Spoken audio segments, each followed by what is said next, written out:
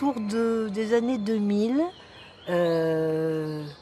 dans un coup de lucidité, je suis allée me faire un ensemble d'examens, mammographie, frottis et tout l'ensemble des choses. Parce qu'après, pendant quelques mois, j'ai regretté, parce que quand je suis sortie de là, tout le monde avait l'air catastrophé parce qu'effectivement, sur la mammographie, on avait noté qu'il y avait une chose qui pouvait ressembler à une tumeur. C'était début janvier, on m'a opérée et quand je me suis réveillée dans ma chambre, le chirurgien qui m'avait opérée a fait la première erreur. Il est venu me dire que tout s'était très bien passé et que je pouvais dormir sur mes deux oreilles et que tout allait bien, mais quand même qu'il fallait que je passe dans 15 jours le voir pour avoir le résultat des analyses. 15 jours après, je suis donc allée voir ce monsieur, convaincu que tout allait bien. Et deuxième erreur, dans la salle d'attente, il me regarde et il me dit « Ma pauvre dame, j'ai pas de bonnes nouvelles pour vous. »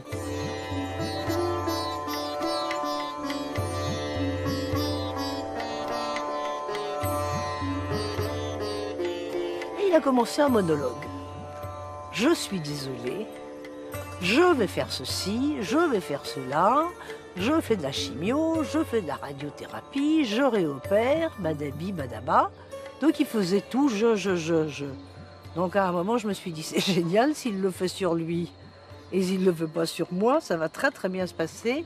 Et comme j'étais quand même choquée, et quand je suis choquée, je peux devenir assez vite agressive, je l'ai envoyé balader, en lui disant tout simplement, eh ben, je ne ferai rien de tout ça, et je veux mon dossier médical, et je m'en vais de cet hôpital de point de suspension. J'ai commencé à faire le goémillot des cancérologues de Paris. C'est-à-dire que j'en ai vu un, j'en ai vu deux, j'en ai vu trois, j'en ai vu quatre et j'en ai vu cinq.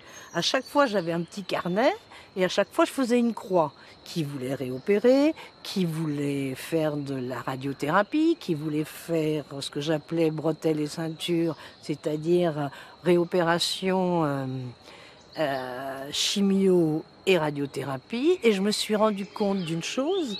Et là, ça a été ma première grande surprise. C'est que moi, je suis quelqu'un profondément naïf. Et je fais confiance. Donc, pour moi, la médecine était une science exacte. Quand je me suis retrouvée face à des gens qui ne me disaient pas la même chose, j'ai eu cette chose incroyable de me rendre compte que c'était pas exact. Et comme pour moi, c'était le corps, c'est une voiture, je vais chez le mécanicien, il me change le delco, il me remet la batterie et tout va bien. C'était pas du tout comme ça l'histoire. Donc j'étais pas fière parce que je savais pas trop ce qu'il fallait que je fasse et pas. Et je regardais ce bon sang de carnet avec ses croix et je me disais mais qu'est-ce que je peux bien faire avec ça? Le dernier que j'ai vu, le professeur Turtz, avait l'air d'être un peu plus humain.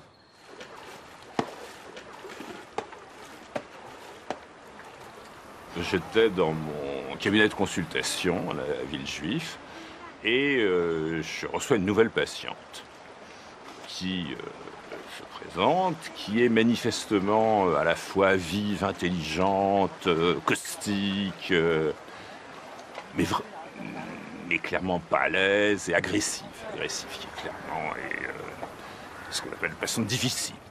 Quelques jours auparavant, des amis à moi m'avaient invité à partir en Inde. Cocotier, plage, tranquille. Et vraiment, quand je suis montée dans l'avion, j'étais soulagée. Je savais que pendant 15 jours, on ne me parlerait plus de ce maudit cancer. Et mes amis savaient que personne n'avait le droit d'en parler et qu'il ne fallait pas prononcer ce mot. Je suis dans l'avion, je suis assise à côté d'une dame gentille qui, elle aussi, est au même endroit que nous. Et on commence à papoter dans l'avion. Ah, vous n'êtes jamais allé en Inde, vous allez voir, c'est merveilleux. C'est un pays magnifique. Et vraiment, elle me raconte ça. Et je lui dis, vous allez... Mais vous connaissez bien? Et elle me dit, oui, je soigne ma leucémie. Et là, il y a eu un truc qui est toujours là d'ailleurs, qui était « Ouf, ça y est, je sais où il faut aller ». C'était très très clair.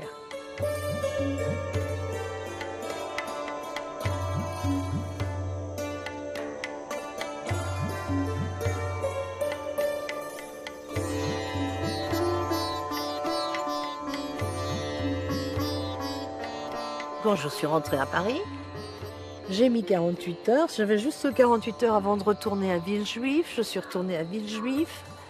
Et le professeur Turtz me dit « Qu'est-ce que vous avez décidé ?» Et je lui dis « Écoutez, voilà, j'ai décidé que j'ai rencontré en Inde la médecine ayurvédique. Je pense que je vais suivre ce filon.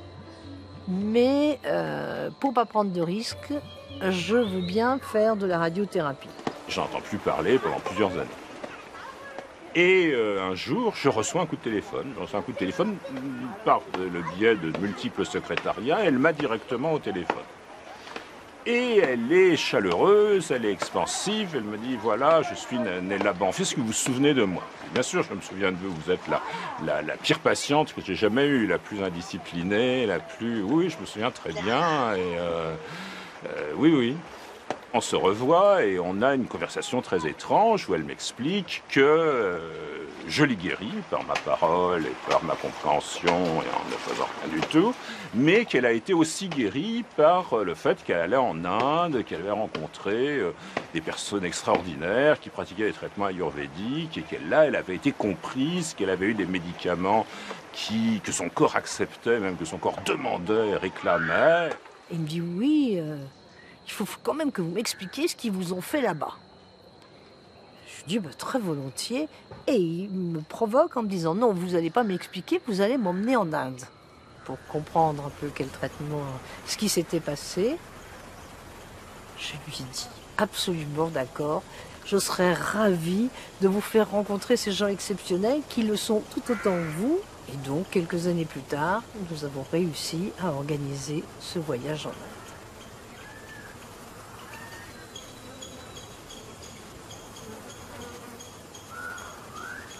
Hello. Namaste. How are you? Fine. I'm so pleased. May I introduce you? Sure, French sure. doctor Glad to meet you. and Pleased to meet you. my Indian angel. It's okay if I call you like that? Thank you. My Indian angel. She's not calling me her French angel at all. No, it's not. I think later she will do. You promise? Yeah. Oh, listen, I did a long trip to see you. And a real long trip in time and in spirit. So we'll see what it will give. Okay, let us see how it goes. Thank you very much. I would introduce you to my friend Suchetas. He's my brother monk. Hello. Nice to meet you. Yes. Hello. Hello, Thomas. Nice to meet you. Yes. Thomas. Nice to get Nice to meet you.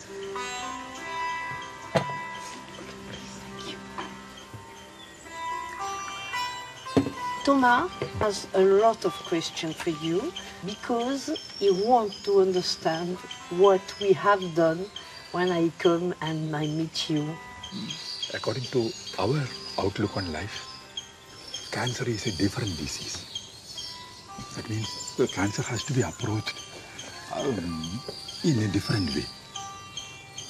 Because usually you think that there is a cause for a disease and you treat the disease. But when you treat cancer, you have to address the human being as distinctly three individuals. The physical individual who is in the body, and the mental makeup of the person, and also what that person is inside the body and mind. We can call it spirit or the soul.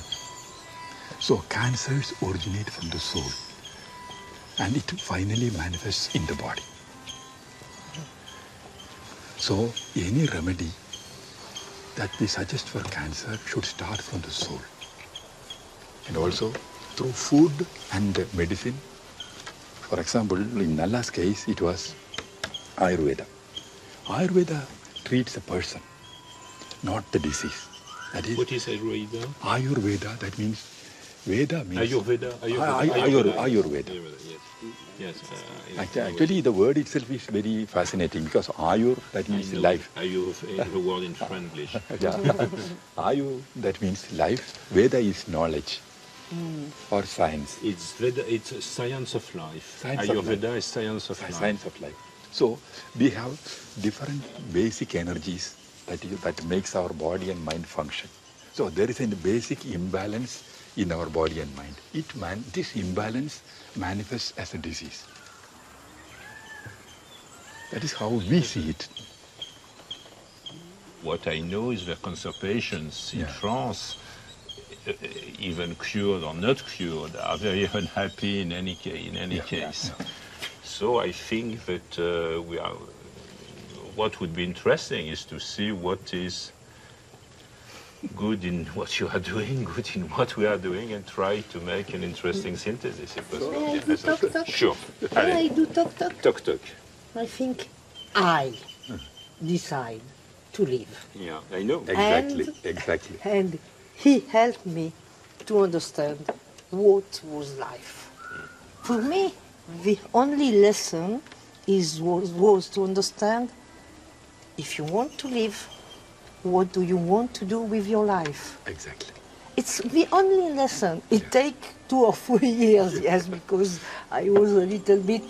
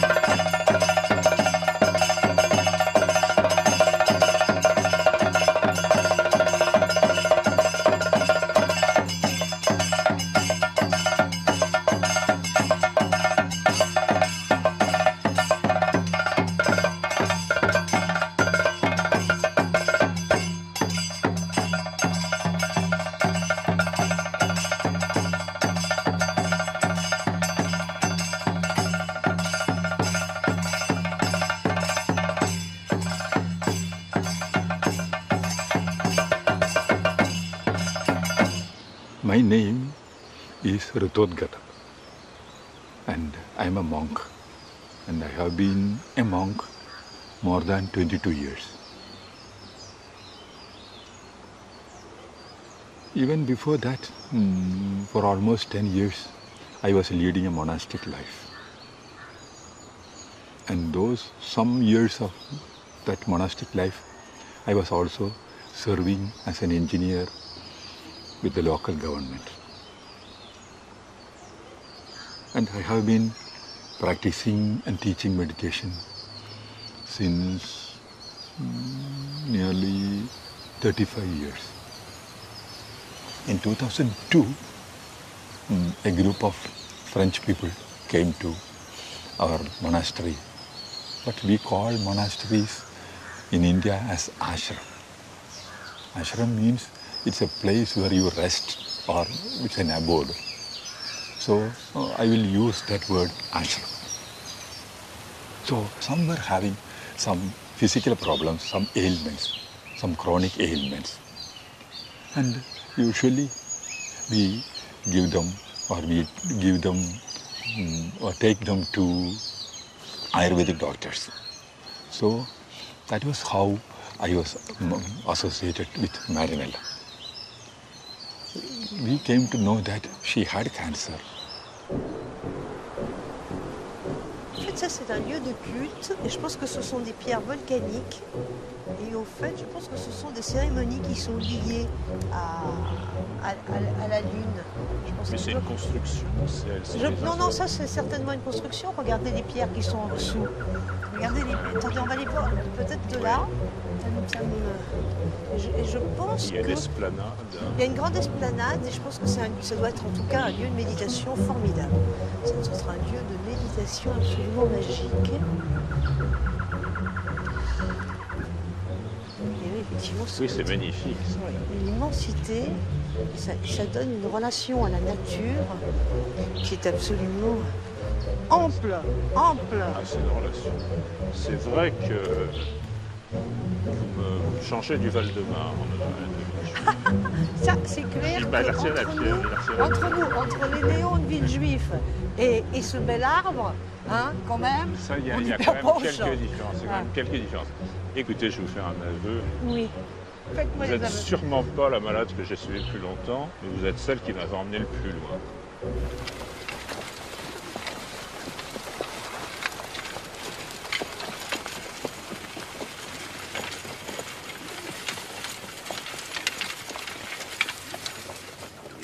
What I would like to know is when Nella came to see you, what did you do practically? Actually, we found Marinella as a person who needs help. She had cancer. So, as I told you earlier, cancer has roots in the soul, in the mind, and also in the body. So, I tried to convince her that she must change her outlook on life. He helped me to understand that I have a problem. And when I go to see you, I was sure that I have a disease. And when I speak with him, he says, forget the disease for a moment. What is the problem? And you cannot, because For me, you were for you had a it's disease impossible. where you had a disease. No, it's possible. But I consider that my main role was to treat your disease So, at the end and with you the have best done possible that. care. Yeah. No, I didn't do that because you didn't I would listen try to anything. modify her statement. But I tried to do that. And practically, what are your main techniques or methodology to First, this? we try to win the friendship of that person. And confidence. Confidence. And I can tell you that you succeeded because she is your main supporter. Because we don't have a methodology. We interact with the person and we change. And also, when I deal with a person, especially who is receptive like Marinella, I am not trying to prove my faith on some system on her. What do you call a person, a receptive person? Because that is very difficult to define, receptivity. Because when we say something, they are ready to admit it, or they understand it. With me, she was ready to admit nothing. She was the most unreceptive person.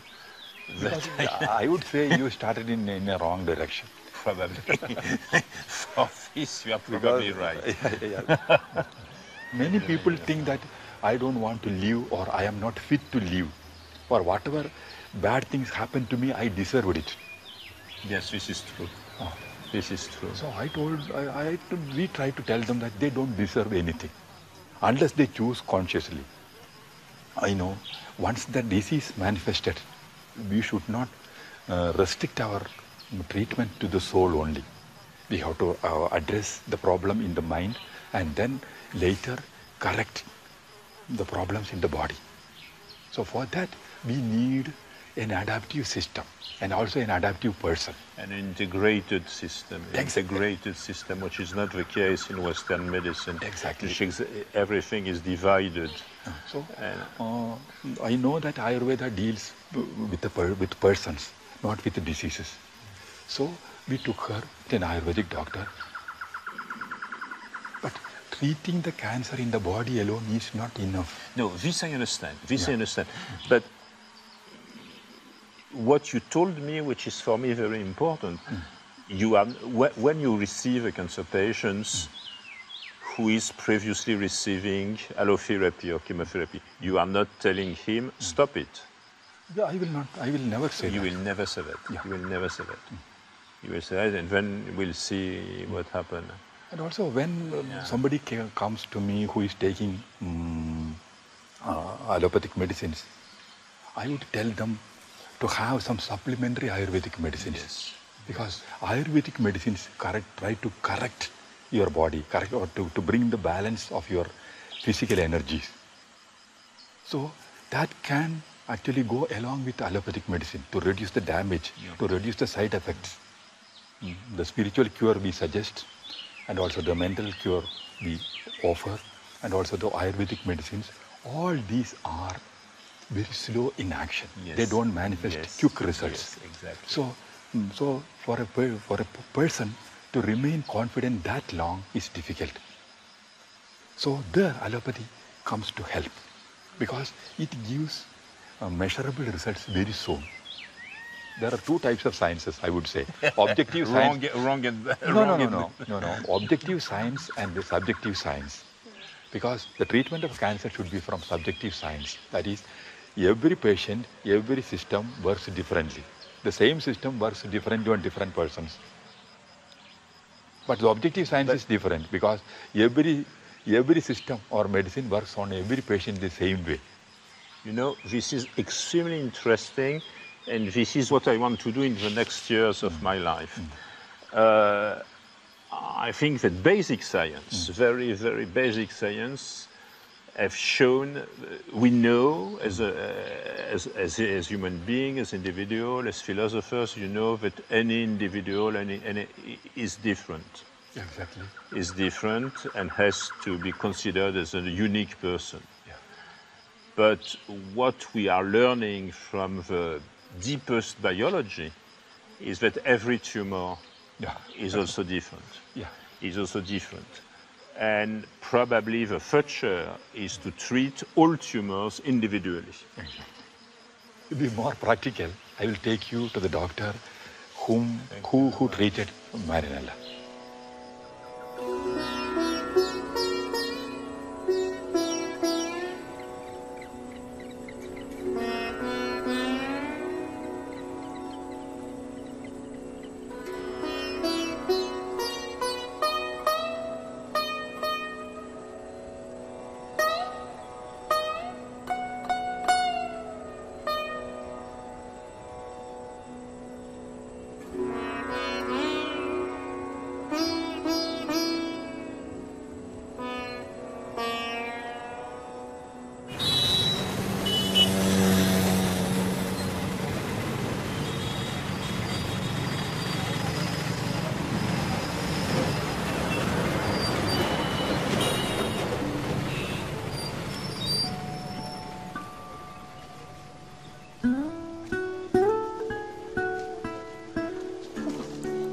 Namaste.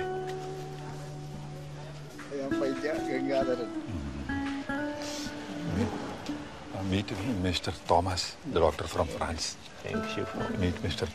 Vaidya, Gangadharan Vaidya, who cured Marinella. It was my Indian doctor, my French doctor. It was a great medicine. It was a great medicine, your medicine. So, Dr. Vaidya prescribed two medicines to Marinella. Which medicine? Mainly. One is a Varanadi Kashayam. Varanadi. Varanadi Kashayam. And Chandraprabha pills mixing.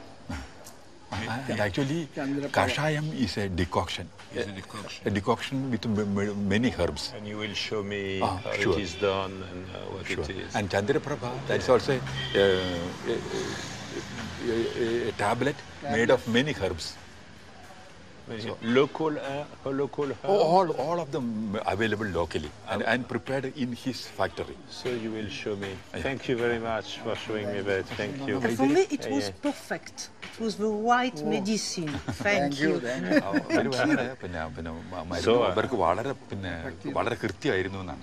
So you may go with Vaidya Nalla. So Thomas, I will take you to that Ayurvedic manufacturing plant. This way, please. That herb, it acts on the blood and also it helps in removing the toxins. So kidney is a main agent of removing toxins from the blood. So that is why I told you that herb is particularly indicated in preparing. It doesn't mean that you believe that this medicine has a specific action on one organ. It's a general action. These medicines or particular herb will have specific action on some specific process in our body. But actually, even the same decoction for example, the same decoction, Varnadi Kashayam, can be taken with the potassium salt. Yes. And also it can be taken with honey. It can be taken with some ghee, that's clarified butter. So with each thing, the effect of the medicine is different. Yes. And all these medicines are coming from plants. Some from plants, some from minerals and salts. Some from minerals and salts. Okay. Yes, you are also using that. And also some minerals are put into fire and made into oxides. And now that you have next door this modern science, you are trying to know which chemical product, which chemical compound is inside of all of this product. That will be. You already know. A little, but I know. But going for the composition of a drug is just like, to excuse me for using a strong word, which is just like understanding, doing a post-mortem examination on a body, on how to understand a living organism is functioning. Because a combination of a drug and this thing, how it acts on an organism is very different from the chemical effect of something. This is true. And so this is one special herb. What do you do with that? We cut it and then put it in water and boil. And you have many preparations. And this is also a plant. And this also, actually, these are common plants in Kerala. Common plants. Actually, I would say this is Saida cordifolia. This is very good in rheumatism and disorders of the brain. And this is also one tuber. This is what we call asparagus. It's an asparagus. Yeah. May I break it? Yeah, it's a tuber. And also this is very good in cooling the body processes. Cooling. Generating some friendly energy or something like that. Yeah.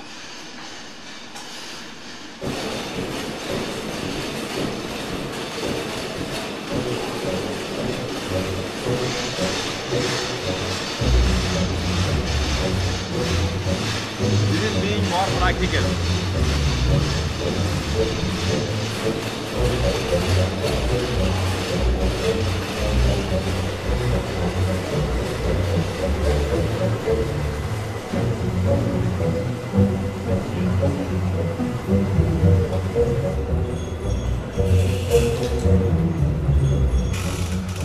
Ancestral technique with modern tools. I have modern tools and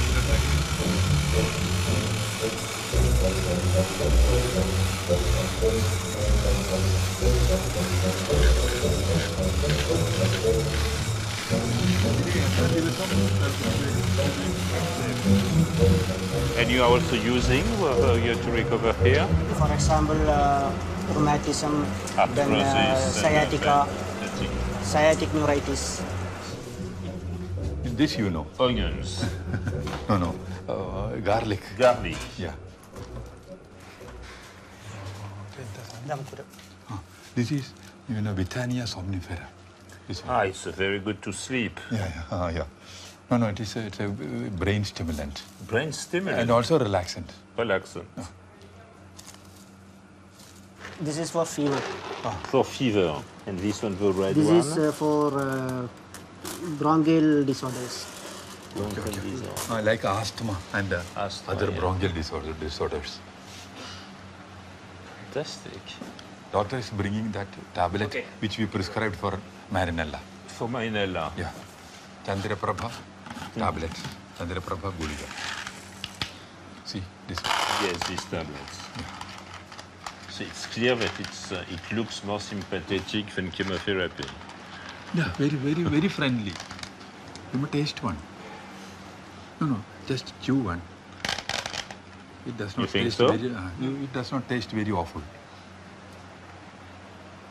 It's very hard. It's very hard. I will break my teeth. It's dangerous. Just leave it there in your mouth for a few minutes, then.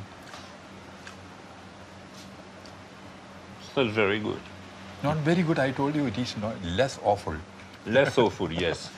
This is the the decoction we prescribed for Nala. For Nala. Yeah. So I want to keep. Yeah.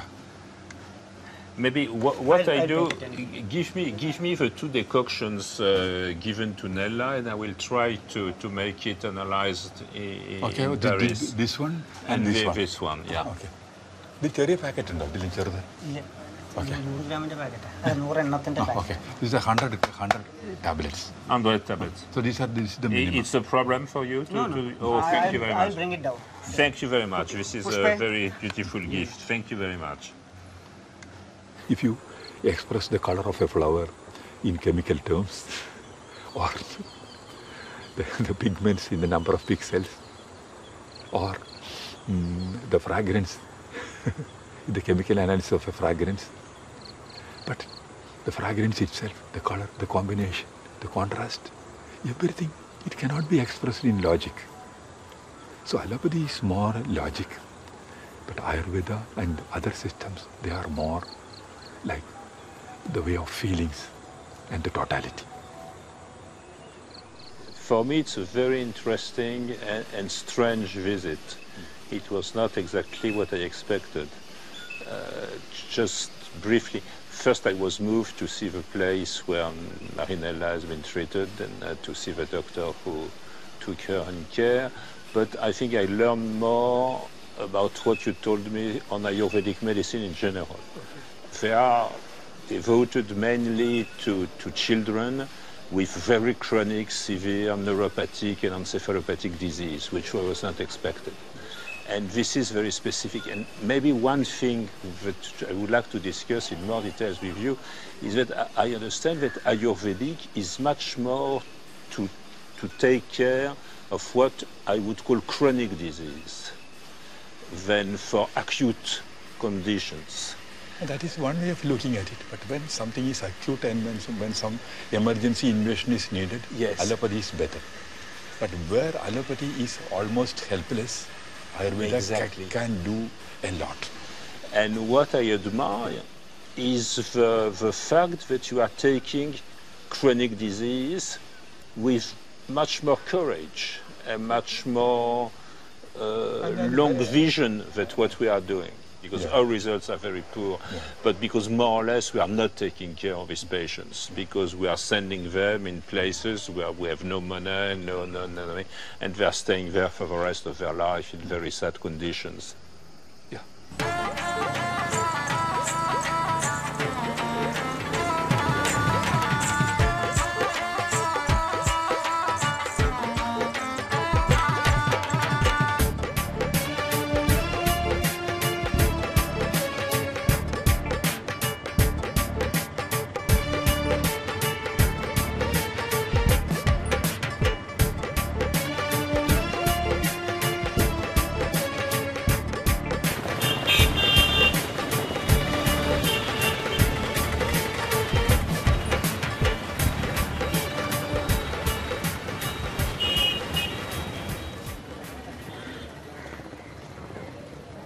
We are meeting the director, Mr. Krishna Kumar.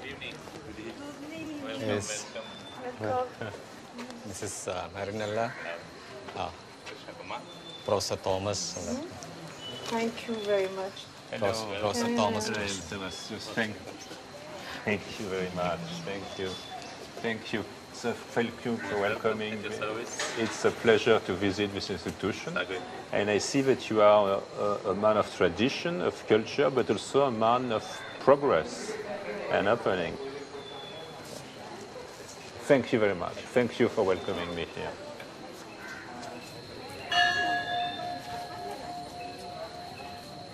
How old is this institute? This institution, Ayurvedic Pharmacy, the main company was started in 1943.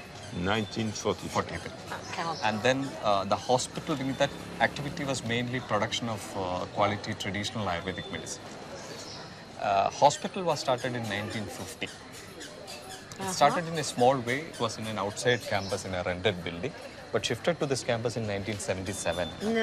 77.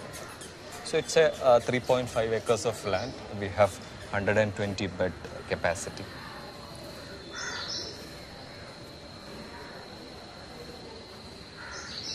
In delà, Would you tell me what are the global principles of Ayurvedic medicine? And maybe the specific things that you are doing here during these treatments? Okay. First, I will tell about the basic principles of Ayurveda. It's the concept about the body and its functioning is totally different from the way the conventional medical system has looked upon. See, we in fact consider body as both structure as well as function in that way. And the importance is given mostly for the functional aspect of the body, which we call as three doshas or three functional principles of the body. The first and the foremost, most important dosha or the functional principle in the body is vata. That's in the Sanskrit terminology. So it's a principle of movement, perhaps the only mobile thing in the body which makes other things also move. The second is pitta, which is the principle of transformation. So any changes happening to the body, whether it is starting from the basic digestion to all the metabolic transformation happening in the body, is brought under the heading pitta. Third is kapha, or the principle of cohesion, which binds together all the things and keeps everything in the shape, structure, cohesion. So these three principles, vata, pitta and kapha, are to be in a state of balance when we are... It's the Greek letter? So no, it's a Sanskrit. Sanskrit, yeah. Vata, pitta, kapha. So these are basically the functional principles which are to be in a state of balance when we are healthy. And when there is an imbalance, there is disease. So whether it is treatment or diet restrictions or lifestyle modification are all meant to bring these three things back to balance. So this is in fact based on a concept that we are nothing but a miniature form of this universe. So whatever you see in the universe, you see within the body. And whatever is there within the body, in fact, in a subtle form is there all over the universe.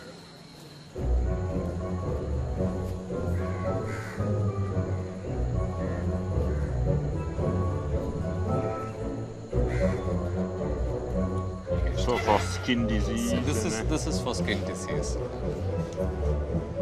Herbal decoction. It's for what?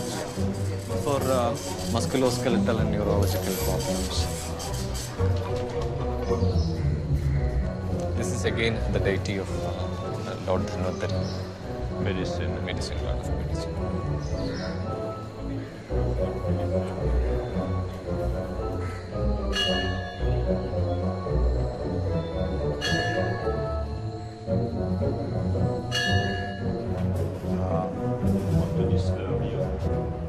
The symptoms, the histories, the examination, then we have the observation. Radiology. This is incredibly important because it's the question I had when arriving in India. The fact that just you accept to have the compounds known, validate, certified, and it means that you will repeat that in 2012, you will repeat it again. J'avais envie que vous veniez ici pour une raison très précise, c'est qu'aujourd'hui en Inde, c'est le lieu le plus en pointe de l'Ayurveda. Et j'avais envie que vous rencontriez ces médecins. Je pense qu'il y a des échanges qui peuvent se faire d'égal à égal. Oui. Et j'aimerais juste que vous me disiez ce que vous pensez d'Indoulal. Alors d'abord, Indoulal, je l'ai trouvé très bien. Mais ceci dit, je l'ai trouvé très bien les autres personnes que j'ai rencontrées avant. Mais je pense que la grande différence, c'est que ceux que j'ai rencontrés au Kerala, et en particulier notre ami Rita Digala, j'ai eu avec lui des conversations extrêmement élevées au plan, je dirais, philosophique, spirituel, humain, moral. Avec Indoulal, j'ai eu, pour la première fois, une conversation médicale. Ça, c'est la première chose qui m'a frappé. La deuxième façon, c'est dont l'hôpital est organisé. Ça ressemble à un hôpital. Ça ressemble à un hôpital avec des consultations, avec un enregistrement. Ici, ils sont quand même dans une notion évolutive de la médecine. Ils ont implanté des choses qui n'existaient pas il y a 5 ans, ils ont implanté des choses qui n'expliquaient pas il y a 10 ans. Ils essayent de comprendre ce qu'ils font. Et sur les produits ici, là, il y a écrit ce qu'il y a dans chacune des bouteilles. Ils ont fait l'analyse. Vous voilà rassuré. Mais non, c'est pas du tout... Vous voilà rassuré, il y a une étiquette. Non, mais on peut sourire un peu, Thomas. Je sais que c'est sérieux, la médecine, mais c'est quand même fantastique. Mais ça ne me rassure en rien. Ça ne me rassure en rien. S'il y a une étiquette. C'est la même chose, fondamentalement. Si moi, j'ouvre la bouche et je mets ce truc dans la bouche, c'est exactement la même chose, avec ou sans étiquette. L'étiquette, je m'en fous complètement de l'étiquette. Moi aussi, tant que je ne sais pas la lire, tant qu'il y a 10 000 choses dedans. Et c'est pas vrai que je suis rassuré par l'étiquette. En général, Par contre, l'étiquette me semble être le symbole du fait qu'ils veulent comprendre ce qu'il y a dans leurs produits et qui veulent arriver à des produits plus efficaces et qui veulent comprendre comment ça marche. La barrière, elle n'est pas dans l'étiquette ou pas dans l'étiquette, elle est dans le fait qu'ils ne nomment pas les maladies, et dans le fait que moi, dans ma façon de penser, j'ai besoin, enfin le paradigme, c'est une cause, une maladie, un traitement. Et eux ne raisonnent pas du tout comme ça. Et à la limite, quelle que soit la maladie, ils parlent d'ensemble, d'équilibre, ils ne cherchent pas à nommer les maladies, ils ne cherchent pas à comprendre les maladies, ils ne cherchent pas à soigner la maladie, ils cherchent à soigner les... Et là, il y a un hiatus, on ne parle pas exactement de la même chose, et je ne sais pas qui a tort, qui a raison, mais c'est comme ça. C'est pas que ça me rassure ou que ça ne me rassure pas, là, on ne parle pas de la même chose.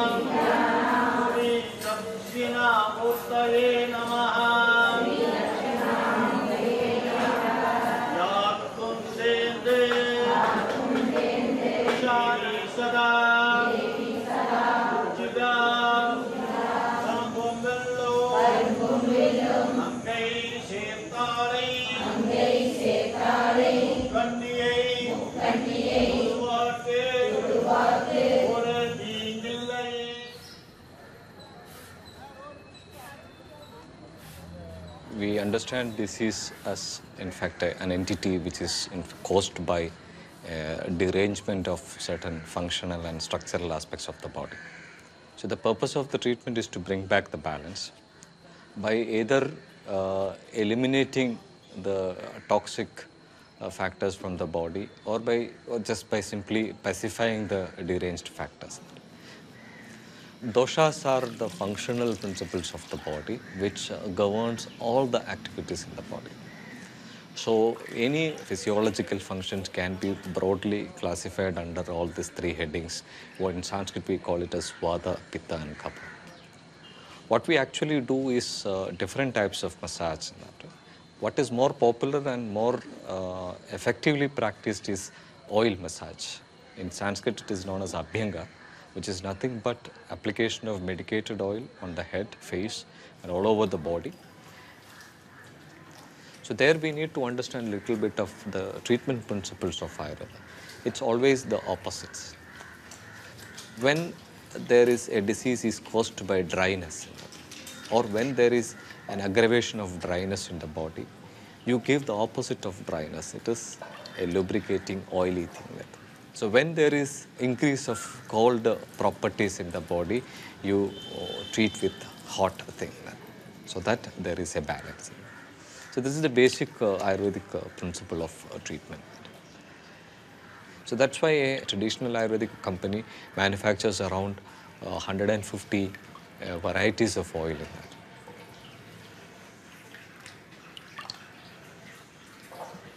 Ayurveda considers, very interesting thing is that as a body is compared to an inverted tree with its root on top and branches and trunk down. So any treatment is just like watering or irrigating the roots of a plant. So though it is only done to the head, its effect is supposed to reach the most distal part of the body. Another treatment is Shirovasti.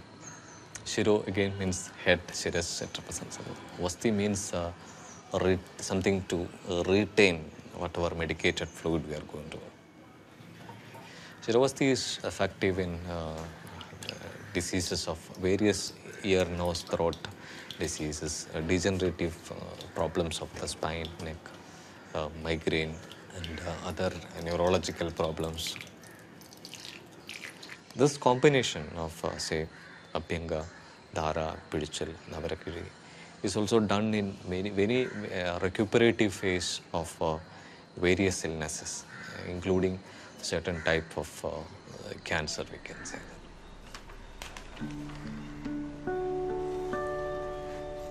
No, he is taking care of me. He's taking care of you. Very well. Very well.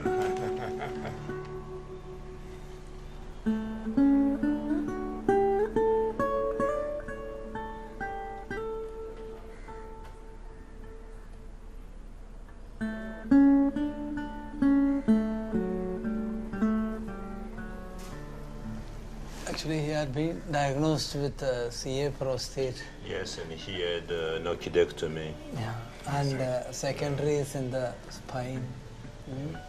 And you feel much better now? Yeah. Now PSA has come down to because of that 0.3. And you still have follow-up with PSA? This wound off for only 3 months. Not for 3 months. And today I will be getting my PSA result. Yeah, today we will get the Because I think for you, if you to convince, if you can repeat PSA after each Ayurvedic course and show that PSA is decreasing with Ayurveda alone, last time it was clear. It would be enormous. Last year, no, when he came for the treatment, and after the treatment, drastically it came down actually. Right. 2 or 3 things which are of interest. First, he's very well and very satisfied and in very good shape for 83. So it's Thank you, sir. so it's good anyhow. Second, I think it's very important to see, for me, that you are not stopping the former treatment. And that is more important, sir. And it's a sign of open mind, and it means that we can try to do things together. Because also, I'm trying to reduce the complications. Yes, actually. This is very clear to me. But on the other hand, you have difficulties to evaluate what Ayurveda is precisely doing, because you are giving both therapies, allopathy and Ayurveda. There is no progression of the disease. No, it's true. But again, a Western doctor will argue that it's because he's missing hormonal treatment. Yeah. And you're not you see the point. So I think you have to convince that you are doing something additive to that.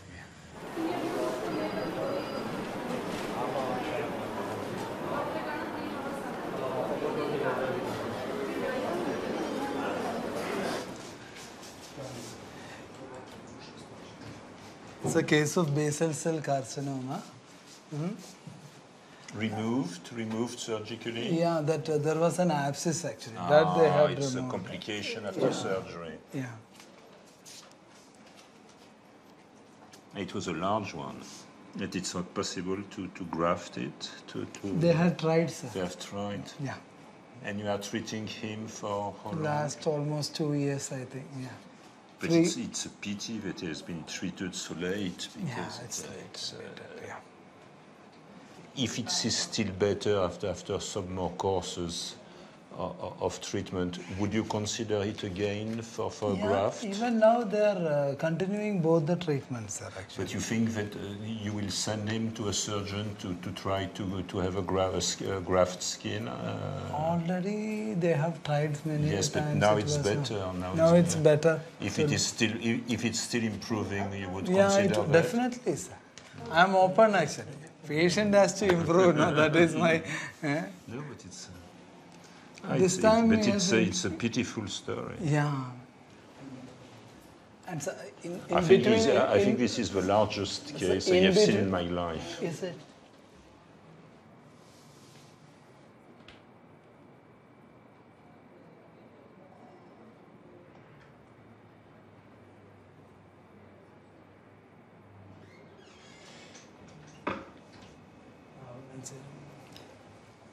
വേദന എങ്ങനെയുണ്ട്? അത് കഴിഞ്ഞാൽ നിൽക്കും. വേദന കുറവുണ്ട്.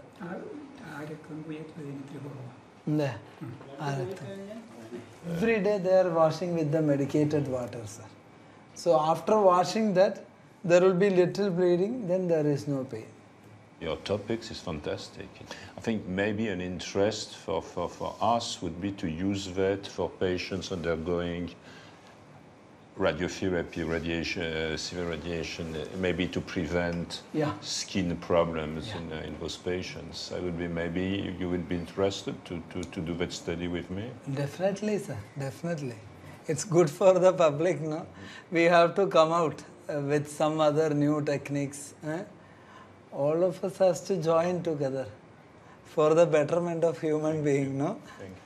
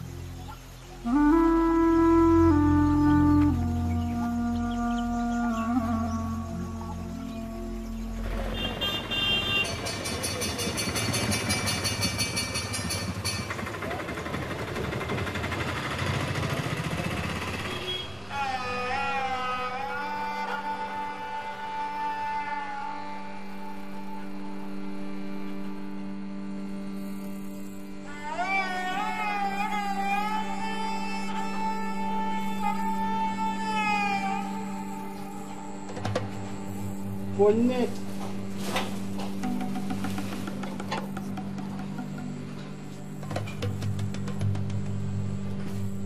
പന്ത്രണ്ട് മുളക് കാട്ടുമുളക്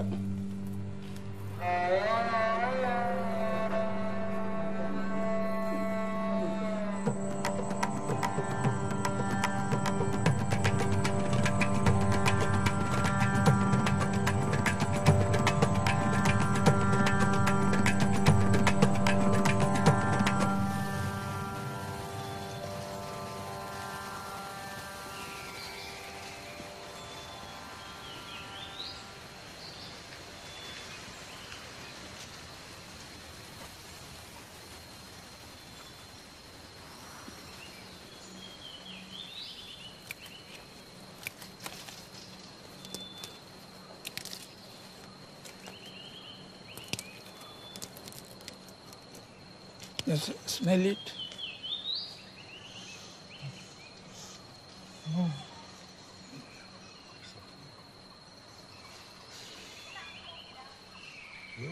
In Ayurveda, there is no one plant, one disease association. Sometimes there may be 50, 60 ingredients used in one preparation. So the preparation will be well balanced. Ayurveda is actually a health care system, more a health care system than a system of treating diseases. Of course, that is one part. But the basic principle is, if your body is healthy, there won't be any disease.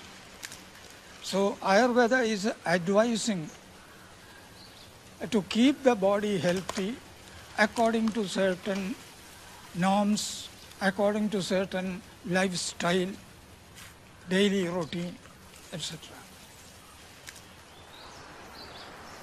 Even today, comparatively few people are studying plants as a whole. They are going to molecular level, micro level studies. They forget about the plant. Only the molecules are important to them. But we are natural objects. We are part of nature. We cannot go against the principles of nature. In spite of all the technological development, scientific achievements, we are still basically part of nature. Just like a grass or just like a grasshopper, we are also part of the nature.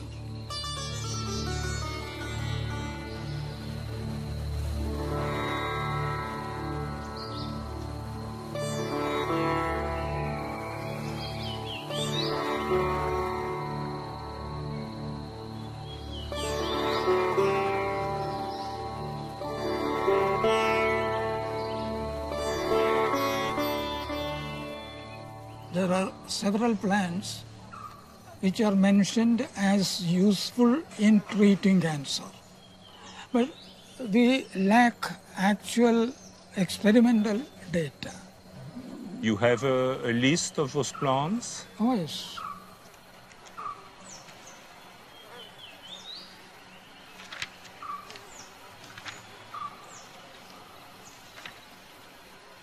Yes, sir. A lot. A very long list. You will give me a copy of this list? Yes. This is very kind of you. Thank you very much. But I recognize some names. You know that we are also using chemicals, as you say, extracted from plants as very potent anti-cancer agents. You are isolating only one part from this is that. True. But instead, if you are using the whole thing, that will be more natural and that will be more familiar to the body. Because treatment for cancer is always having side effects, so many side effects.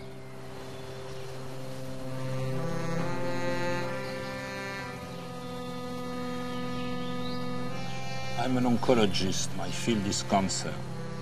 Because of a complicated story of a patient who has been treated both in my institute, in my cancer institute, and here, I would like to understand better the differences and further if we are speaking of the same thing or not, and to be complementary. And I think your experience could be quite interesting if you accept, because you have both culture. You are living in London? Yes, I am. But you are from Indian origin? Yes. When were your breast cancer diagnosed? In November 2008. In London? In London. Where have you been treated? In which hospital in London? At the Royal Marsden Hospital. Royal Marsden, the famous one? Yeah, the famous one for cancer, yes. Because of the reduction in mammoplasty, somehow my sutures got septic because I'm diabetic. You had infections, yes. scars infections. Yes. What the doctors at Royal Marsden, what they said was that the sepsis is because of the radiotherapy, and a lot of fat necrosis was on the same side. on the same side, fat necrosis. So despite the fact that it was absolutely not a severe case of cancer, it wasted months of your life as well because of the complications of treatment. Yes, a whole year. And how was your morale at that time? I was pretty low because if you're kept on antibiotics for a long period of time, and then the fact that this is a very painful period, it was more painful rather than having the operation. So, you know, the pulse and the dressing, all that was very painful. So that was the period when I just couldn't go through with it. And that's when I decided that I would like to retire. So I retired from my work. And I'm sorry. I'm sorry. No, it's normal. Take your time. It's painful. Our discussion is. No, it's just it brings back memories of the pain. Such sad memories. Yes, yes.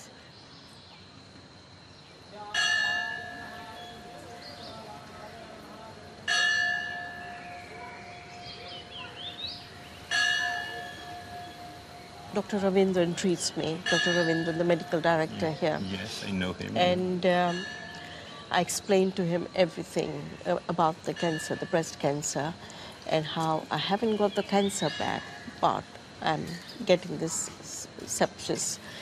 They used to give me a paste, which I had to apply at night for half an hour.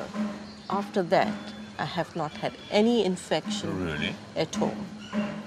Ayurveda is, again, it's not just to do with the meditation or with the spiritual part of it. They have the medicines which they are giving, they are time tested and they are working. It's just the principle is different. It's because it's curing your whole body, the system in your body. What they believe is the disease, you're getting the disease because there's a lot of toxins in your body. So when they get rid of the toxins, then you're able to get rid of the disease. So this is how they're treating the medicated oils, the different therapies which they're giving you. And they're also giving you medicines to take in. All these medicines are working towards taking out all the toxins in your body at cellular level.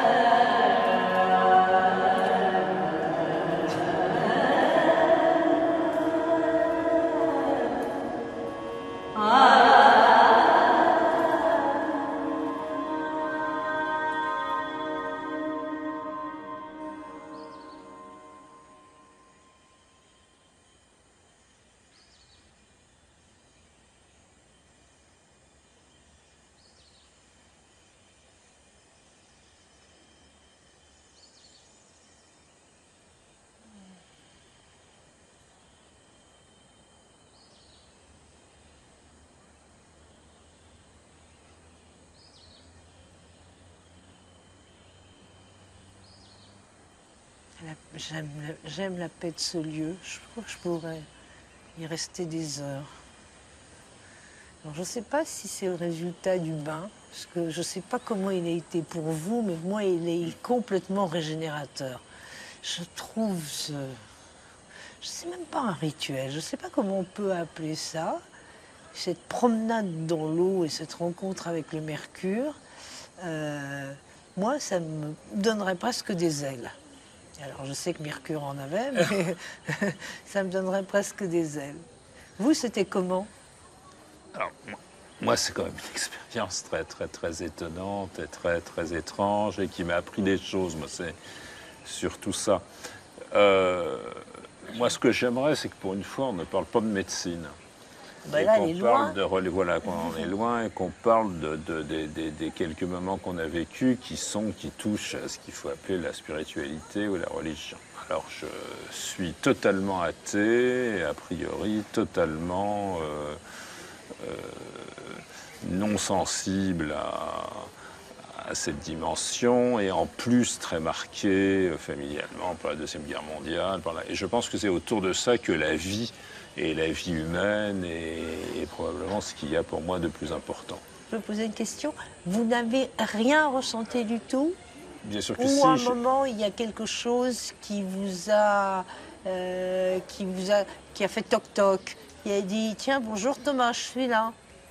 Quelque chose, c'est un peu naïf la façon dont je l'ai dit. Mais je pense que je suis inchangé dans mes convictions, dans ma façon de penser, ça, je peux le croire, oui. Je me sens plus cultivé, je me sens comprenant mieux ce qui s'est passé, je me sens très impressionné. Je pense que ce que j'ai appris est plus du domaine du sociologique. C'est l'importance du lien que crée entre les gens la pratique d'une religion et les rites qui vont autour d'une religion.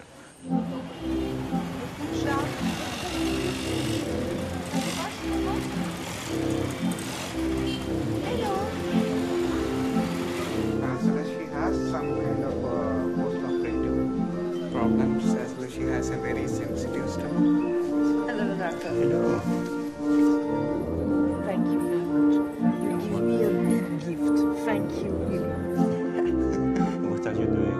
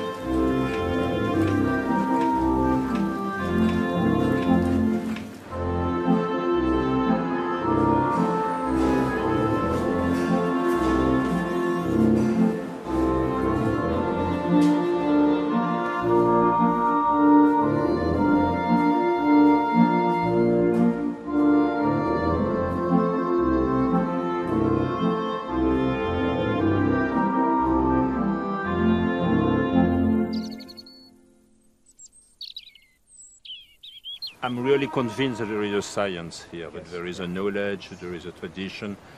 It's no doubt that it can have some efficacy in a number of diseases. I'm convinced by intuition, but not by evidence-based. And I have seen striking things which I can't explain with my current knowledge. So I have to think about and to understand better. It doesn't mean that I am converted to, I'm not becoming an Hindu or an Ayurvedic doctor. I still have my belief and I still believe in my science. But I'm convinced that something is happening here. maybe our doctors have not the same internal qualities than yours. But Arrêter, in fact, teaches to be questioning in nature. Yes. You are not allowed to take anything for granted. And a number of Western doctors are arrogant persons, thinking that they have science and knowledge. And we should change that. Very good.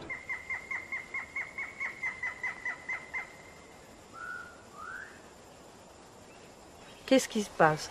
Je fais 15 000 km pour faire quoi? 30 cm. Je passe de là à là. Qu'est-ce qu'ils m'ont appris ici? Ils m'ont appris que j'étais pas ce que je pensais être socialement, que j'étais pas mon corps, que j'étais pas toutes les pensées, tout le bordel, on peut dire ça, qui était dans ma tête, que j'étais bien autre chose. Donc à la fois, tu comprends, quand j'essaye de t'expliquer que je peux remercier cette maladie, je comprends, mais je comprends que ça te choque et que ça te mette en rogne. Je pense que cette maladie est une malédiction. Non, mais je comprends que ça te choque et ça te mette en rogne. Mais si moi je refais le parcours... Et puis c'est ton parcours à toi. Il ne faut pas que tu deviennes un modèle. Mais attends, j'ai absolument pas l'intention de le devenir. Voilà, c'est ça, c'est la seule chose que je voudrais qu'il soit clair entre nous. Mais non, mais j'ai absolument... Je suis très heureux de ce qui t'est arrivé. Je suis très heureux qu'on se retrouve là. Je pense que tu n'es pas absolument le modèle idéal à suivre. Mais bon, chacun son opinion. Non, moi simplement ce que je pense, c'est que ce qui est fondamental, c'est que chacun décide de sa vie. Ce qui m'a le plus étonné, c'est les gens. C'est les gens et la qualité des gens que j'ai rencontrés, la qualité humaine des gens que j'ai rencontrés. J'ai rencontré en quelques jours, alors que tu me les avais sélectionnés, des personnes formidables, avec qui, effectivement, dont j'aimerais avoir certains dans mon institut. J'ai vu des gens qui avaient une culture, une profondeur, qui avaient réfléchi, et ça m'a ému, touché. J'ai eu des discussions d'un niveau extrêmement élevé, peut-être de gens, si vous que je dise le mot admirable, j'ai admiré un certain nombre de personnes que j'ai rencontrées. J'ai vu des malades heureux. J'ai vu des malades qui avaient envie de revenir. C'est rare de voir ça dans les hôpitaux français. Quand tu es dans un hôpital, tu as envie de te tirer et tu n'as pas envie de dire je réserverai ma chambre pour l'année prochaine. Alors j'en fais pas le même métier, la même maladie, etc. Il y a des différences. Mais j'ai été frappé par le fait que des malades soignés aux États-Unis ou des malades soignés en Angleterre, certes d'origine indienne, mais quand même, disent pour mon cancer, je suis suivi là-bas, mais pour me remettre et être pris en charge humainement, moralement et pour récupérer, c'est beaucoup mieux ici. Bon, c'est quelque chose que j'entends et que je reçois, que je comprends et dont j'essaierai de m'inspirer.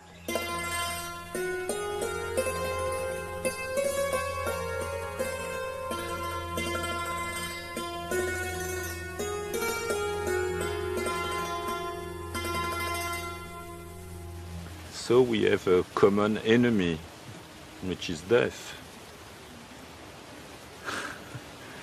I have to contradict. Please. That death is not an enemy, but cancer is an enemy. Cancer is an enemy. This is clearly... From the moment a person knows that he is stricken with cancer, he is always thinking about when he will die. So this should be changed. It brings the daily idea of your own death. Exactly. In your daily life, which is something unbearable for most of us. Philosophically, remembering your death is very good, because then you will do only good things to yourself and also to others. But here, you are creating a kind of panic, an emergency situation. It's true. I think it's true in the West as well. Yeah, everywhere. In which the family situation, the social situation, the professional situation is destroyed. And it changed the way the other ones are looking at you. And it changed the way you are looking to the other one. And it changed your vision of life, even if the treatment is successful, even if you live long. Your vision of the rest of is changed, is modified. So do you think that if we change the definition of care we give the patient, even What is your opinion that, recently, people with psychiatric problems, they were referred to as patients. But nowadays, psychologists are referring to them as clients. It's true, yes.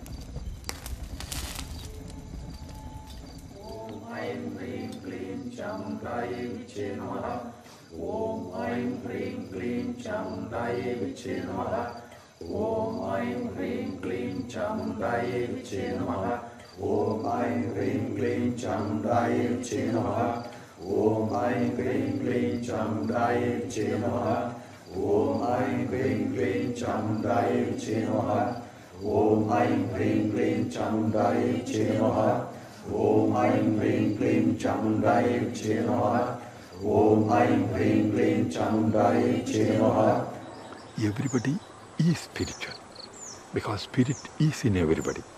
That is my faith, that is my knowledge. So everybody is spiritual, but organized religion and organized systems of expressing spirituality, they may be lacking it. So deep inside, everybody knows that they are something more than their body and mind.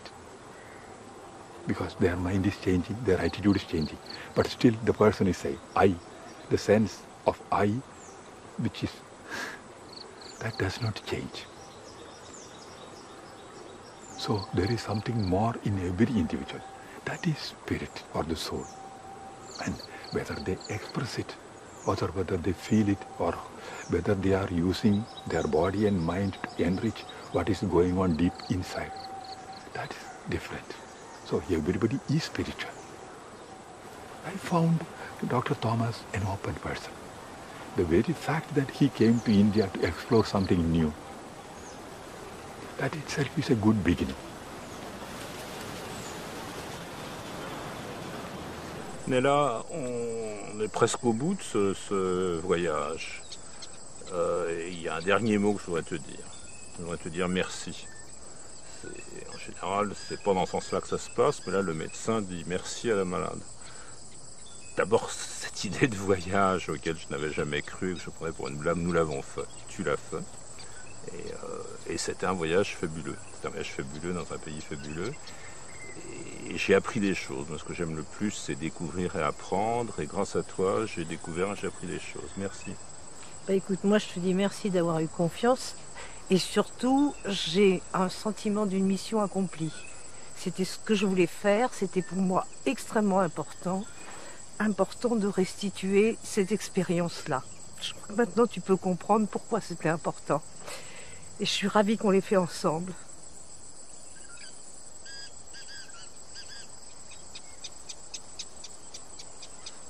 Tenez la main. Bon. La main. Alors, attendez. Hop, on est calme. Oui. Ayez confiance en la main de la médecine.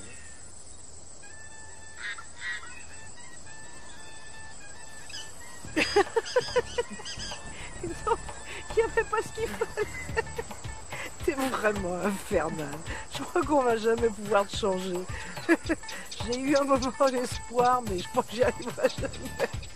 Finalement, reste comme tu es. Thomas, bouge pas. Change rien. Finalement, c'est pas plus mal.